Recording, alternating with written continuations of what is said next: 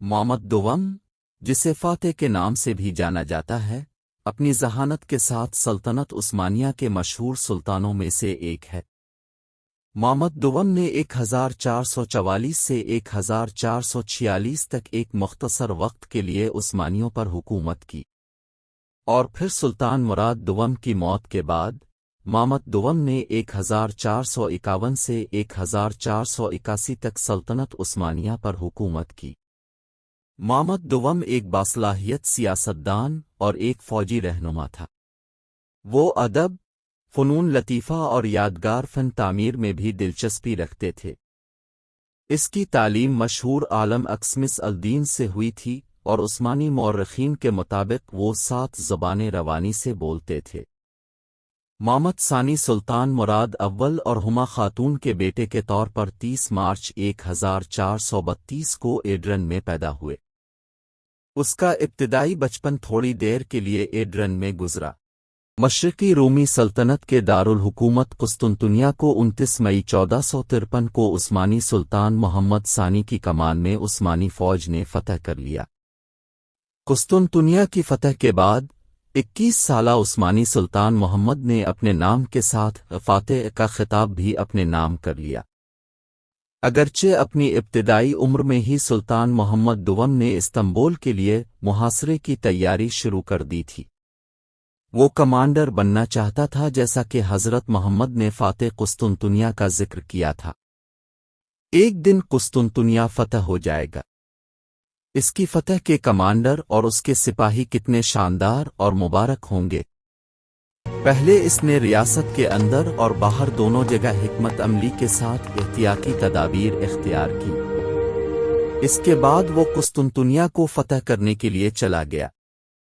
قسطنطنیہ کئی سالوں سے شاہی تھا۔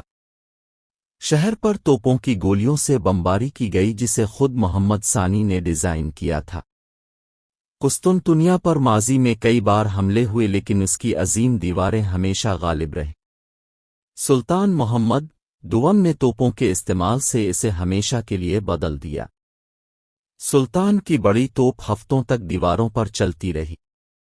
بالتگلو سلیمان بے نے 9 اپریل 1453 کو گولڈن ہارن خلیج میں داخل ہونے کے لیے پہلا حملہ کیا اور ہارن کے منہ پر رکھی ہوئی زنجیروں کو توڑنے میں ناکام رہا۔ یہ زنجیر، جو لکڑی کے نوشتہ جات پر تیرتی تھی، اتنی مضبوط تھی کہ کسی بھی عثمانی جہاز کو گولڈن ہارن میں داخل ہونے سے روک سکتی تھی۔ پوپ کے عیسائیوں اور جیمنڈل کے جہازوں کی فتح نے عثمانی فوج کے حوصلے پست کر دیے۔ اس افراتفری اور کھو جانے کے وسیع احساس کے دوران سلطان کے روحانی رہنما اکسم الدین نے فتح کے بارے میں یقینی کامیابی کا وعدہ کیا۔ سلطان محمد نے ایک نئی قسم کی توپ کو بہتر بنایا، جسے ہمبرا کہا جاتا تھا، جسے آج ہارٹزر کہا جاتا ہے، جس سے ہدف کو نشانہ بنانے کا مقصد لیا جاتا۔ یہ دنیا فوج کی تاریخ کے لیے ایک اہم دریافت ہے۔ شہر پر قبضہ کرنے کے لیے توپیں کافی نہیں تھیں۔ روحانی مدد سے حوصلہ افزائی کرتے ہوئے سلطان محمد نے اپنی بحریہ کے لیے منصوبہ بندی کا فیصلہ کیا۔ ڈولماباچے میں لنگر انداز عثمانی بحری بیڑے کو حیرت کے عنصر کے طور پر زمین کے ذریعے گولڈن ہارن خلیج میں منتقل کیا جائے گا۔ فوجیوں کی مدد سے رسی کے ذریعے لے جانے والے کئی جہاز اور کشتیاں سلپ ویز پر پھسل گئیں۔ 22 اپریل کی صبح مشرقی رومی سلطنت حیرت اور خوف کے ساتھ بیدار ہوئی جب انہوں نے عثمانی کشتیوں کو ہارن میں دیکھا۔ 29 مئی کو عثمانی فوج نے آخری حملے کے لیے حملہ کیا۔ یہ محاصرہ جمعہ 6 اپریل سے لے کر منگل 29 مئی 1453 تک جاری رہا، جب اس شہر کو سلطان محمد کی کمان میں عثمانیوں نے فتح کر لیا۔ قسطنطنیہ کی فتح سے دنیا پر ایک نئے دور کا آغاز ہوا اور ایک نیا توازن وجود میں آیا۔ سلطان محمد ثانی کی قسطنطنیہ کی فتح سے ایک نئے دور کا آغاز ہوا، لیکن یہ ان کی واحد کامیابی نہیں تھی۔ وہ اپنی مہمات میں بھی ایک باصلاحیت فوجی رہنما تھے۔ محمد ثانی کی فتح قسطنطنیہ نے نہ صرف مندرجہ بالا تمام مقاصد کو پورا کیا، بلکہ یہ ایک سیاسی اور اسٹریٹجک ضرورت بھی تھی۔ قسطنطنیہ کے بعد سلطان محمد ثانی کی پہلی مہم سربیا کی سمت تھی، جو کوسوو کی لڑائی کے بعد سے عثمانی جاگیردار تھا۔ اس کے محاصرے کے بعد زمین سلطان کے زیر تسلط ہو گئی۔ بحیرہ اسود کے علاقے میں بھی محمد کامیاب رہا۔ اس نے مختلف جینس کالونیوں سے زبردستی خراج وصول کیا تھا، بعد میں ان پر مکمل قبضہ کر لیا تھا۔ اس کے دور میں عثمانی کے سب سے طاقتور دشمن زمین میں ہنگری اور سمندر میں وینس تھے۔ عثمانیوں کے دونوں دشمن سنگل لڑائی میں سلطنت کے ساتھ لڑنا نہیں چاہتے تھے۔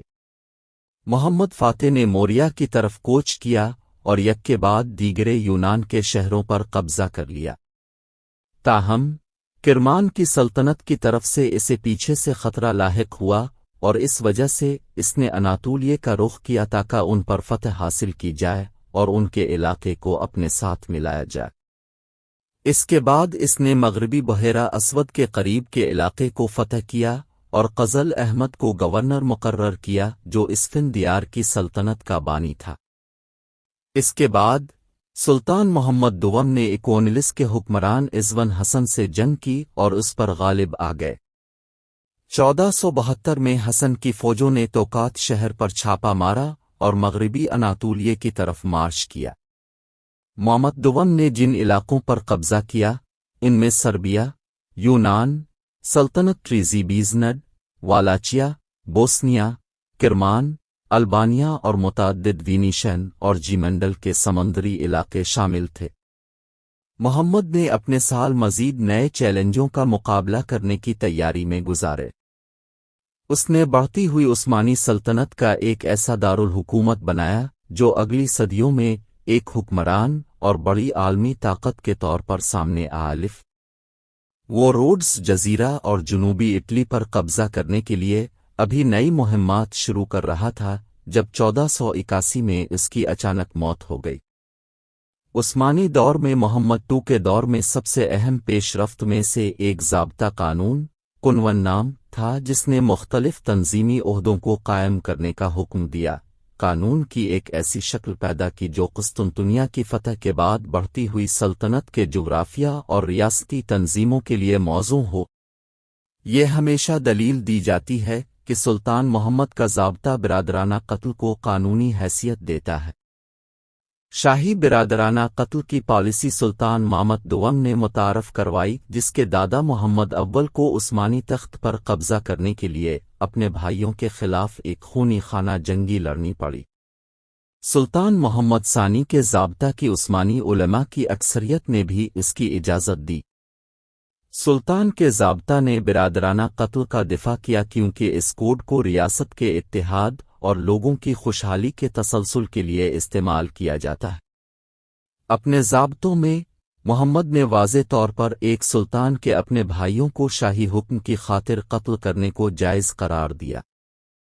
اپنے ضابطہ کے ذریعے سلطان محمد دوم نے انتظامی اور فوجداری انصاف، فوجی امور، ریاستی اداروں کے نظم و ضبط اور مذہبی درجہ بندی کے لیے تنظیمی ترتیب سے متعلق نئے قوانین بنائے۔ محمد نے کئی شادیاں کیں۔ ان کی بیویاں گلبہار خاتون، گلشا خاتون، سیتی مکرم خاتون، سیک خاتون، ہیلین خاتون، انا خاتون اور الیکسا خاتون تھیں۔ ان کی ایک بیٹی تھی جس کا نام گیورہان سلطانہ تھا اور بیٹے مصطفیٰ، بایزید ثانی، سیم اور کورکت تھے۔ محمد ثانی کے ضابطے ان کے عہد کے لیے بہت اہم دستاویز تھے۔ یہ ایک آئین تھا جو ریاستی اداروں کے فرائض کا حکم دیتا تھا۔ اس ضابطہ میں مختلف تنظیمی عہدوں کا قیام، قانون کی ایک ایسی شکل تیار کرنا شامل ہے جو قسطنطنیہ کی فتح کے بعد بڑھتی ہوئی سلطنت کے جغرافیہ اور ریاستی تنظیموں کے لیے موزوں ہو۔ اس نے 30 سال تک سلطنت عثمانیہ پر حکومت کی اور خود 25 مہمات میں شامل ہوئے۔